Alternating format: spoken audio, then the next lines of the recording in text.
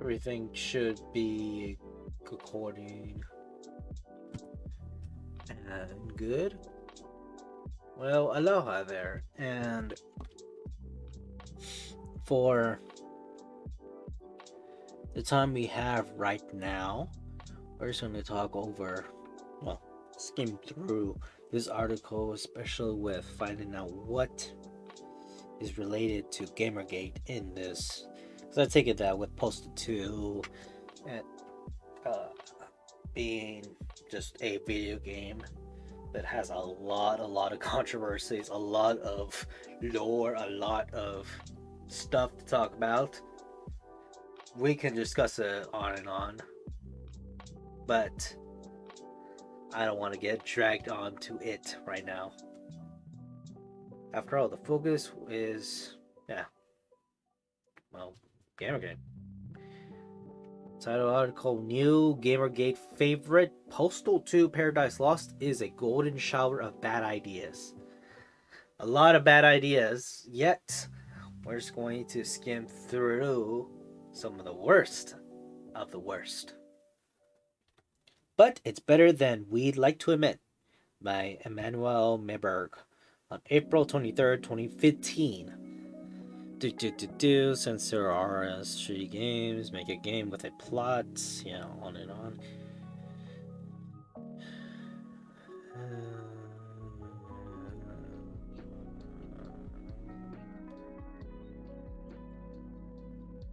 Yeah, it actually talks about the R. At some point, I wasn't locked in the prison cell. Then talks about P. Functionally, P did not impress most critics when Postal 2 was first released in 2003. Computer Gaming World, a prominent PC gaming magazine at the time, gave Postal 2 its first ever score of 0 out of 100, saying it's until someone boxes up syphilis and tries to sell it in retail.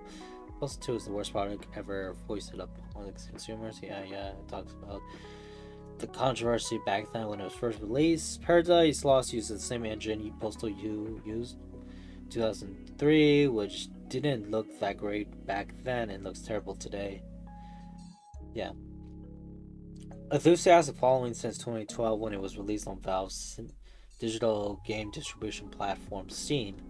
Now, 2012, Steam was not that popular as it is now. Such a different realm.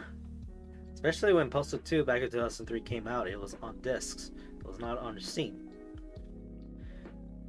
Yeah, Valve was interested in hosting Postal 2 on his platform, but when it was introduced Greenlight, a program where developers can submit games and have players voted on whether they like them added to Steam, Postal 2 was quickly voted in. A classic old game voted in to a digital service. It does show how things have transformed, especially with the whole Greenlight initiative, which was a thing that Steam started to introduce because Steam had quality insurance in what types of games it would release to make sure that most users will play games that are well suited, well optimized, and full of quality content. Buy a game from Steam, you're getting a quality item. Now, it's not. Which, yeah, Steam is such a different beast than it was back then. But yeah, all you know was people bought it. Quick and Dirty Balloon in the 14-month long project, which uses the same environment from Postal 2, a small town in Arizona called Paradise, but sets in the wake of a nuclear explosion. Talks about interesting stuff about Postal 2 Paradise being a game that is like almost working on the game that was a decade old and just making it come out like a type of sequel, an unofficial sequel to a game that still looks like the same. But yeah, it talks about a bit of history of the Grandmaster like that. It's a lot of things, and I do want to talk more about it, but oh well. Given the political and correct shock value, it's not surprising the Gamergate has. Okay, we already got around this section, so finally, but I already ran out of time, so I'll look into picking this up next time. Anywho, aloha.